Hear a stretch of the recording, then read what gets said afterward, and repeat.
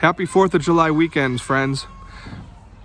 I wanted to start with a little update. There are a few different things going on right now at First, and so I wanted to make sure that I had the opportunity to speak directly to you about what's going on.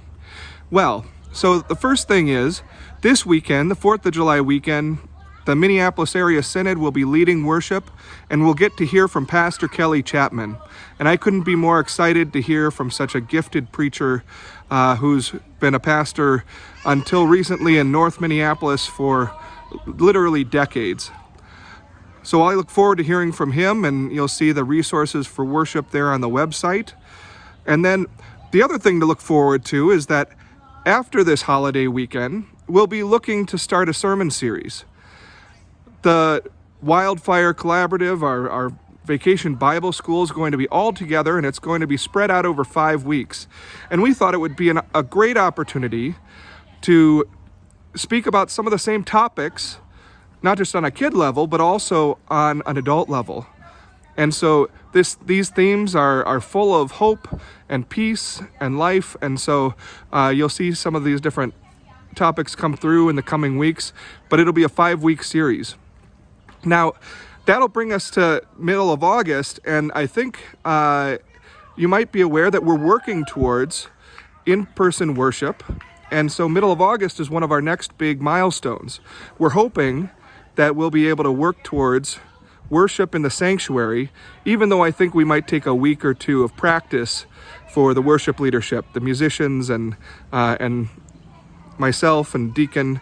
I think that way if we end up needing to do things over again for the recording, we won't have to drag everybody with us. So to make that happen, there are 2 teams from the council who are working right now. The first team is the technology team. And so right now, a number of the different folks from the council who have an eye towards technology are going to be thinking about what it will take to communicate the worship that we have in the church to those who are part of a high-risk group or just don't feel safe coming into Sunday worship quite yet. And the other thing that we'll be doing to make sure that people feel safe when they come to worship is we have a group that's going to be paying close attention to welcoming and the policies that need to happen there. How we'll come and go, and what sort of configuration we'll need to have in the worship space in order to have a safe experience.